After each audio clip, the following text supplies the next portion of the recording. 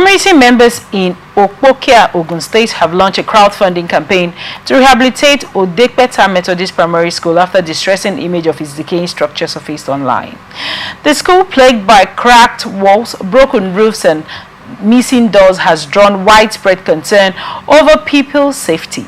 Facebook user Adegbokiki Kamo kickstarted the initiative with a personal donation of 50,000 naira, calling for public support to complement government efforts. I believe our government should do more, but we can't leave our future leaders to study in ruins. Kamo wrote, highlighting the widespread infrastructural deficit. Councillor Joel Okiodibija pledged 20,000 naira in support, while another resident, Pendosoji Gideon, lamented the state of schools in nearby Muan, saying the environment is unfit for learning. When contacted, the Ogun State Commissioner for Education, Abayomi Aribabuwo, did not respond to messages or calls. Chairman of Ipokia local government, Johnson Okemehe, acknowledged the challenges and said heavy rains had recently damaged several schools. He confirmed that some rehabilitation work is ongoing, including new classroom blocks, but added that not all schools can be addressed at once. Akohome assured the public that Odepeta Primary School would be inspected to determine its eligibility for upcoming renovation projects. The appeal follows similar concern over the dilapidated ICT center at the local secondary school, which residents say has become unusable. As community members rally around their schools, pressure mount on authorities to prioritize infrastructure and ensure safe learning environments for children in Ipokia.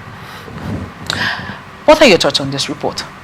Well, my thought on this report is, number one, that the Ministry of Education are not actually doing their job.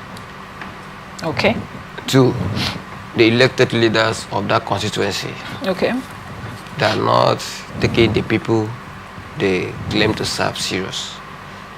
The future of that very community or that local government is not, in fact, is not one of their priorities. They are not representing the people. They are representing their family.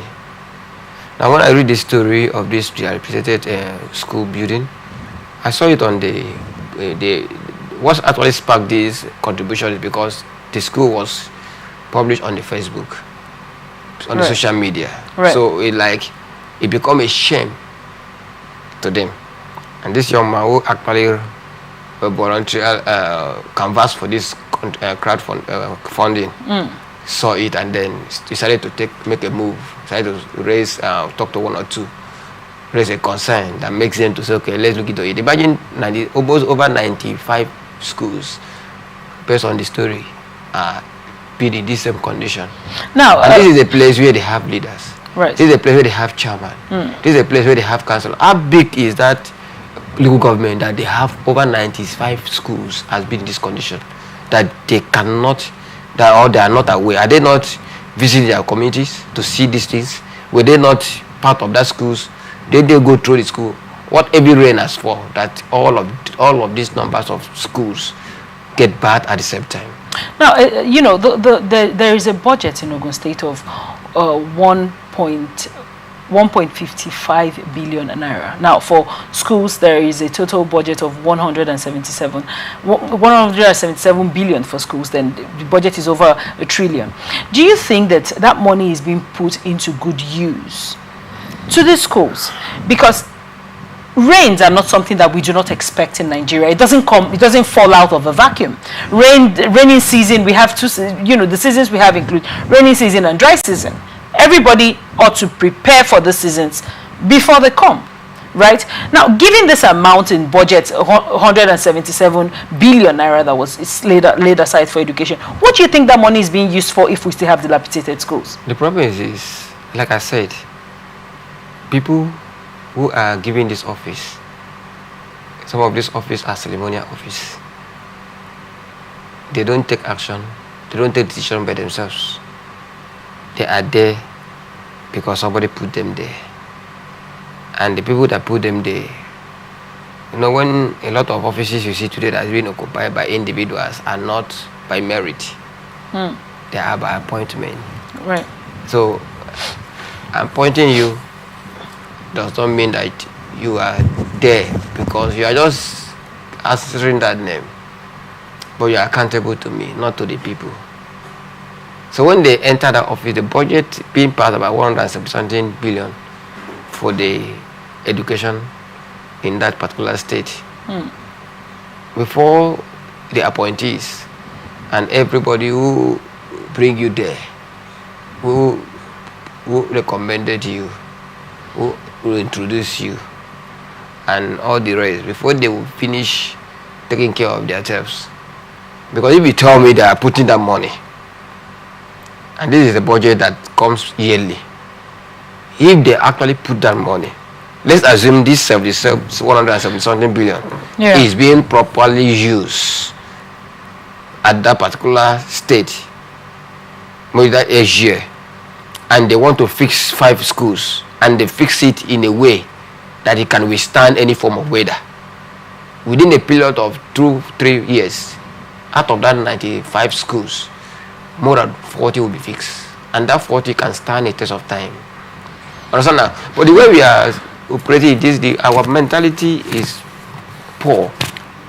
We don't look at, we don't do things that will last for a period of time. At least that we just want to do something. You look at the road, we look at a lot of things happening. They just do something that in the next 1 year, 2 years, that phase will be off.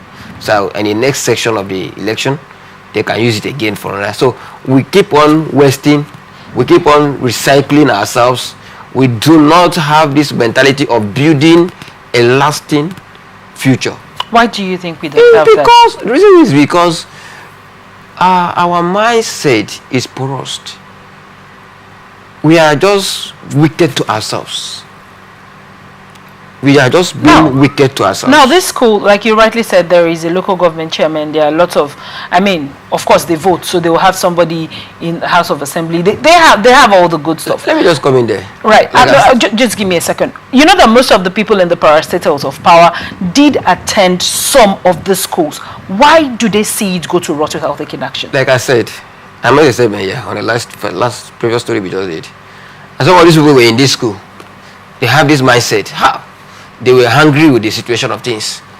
But I don't know what happened. Whenever they just step into that office, out of 100% of our leaders, when they were not in that position, these were the people who were so campaigning, canvassing how things should have been.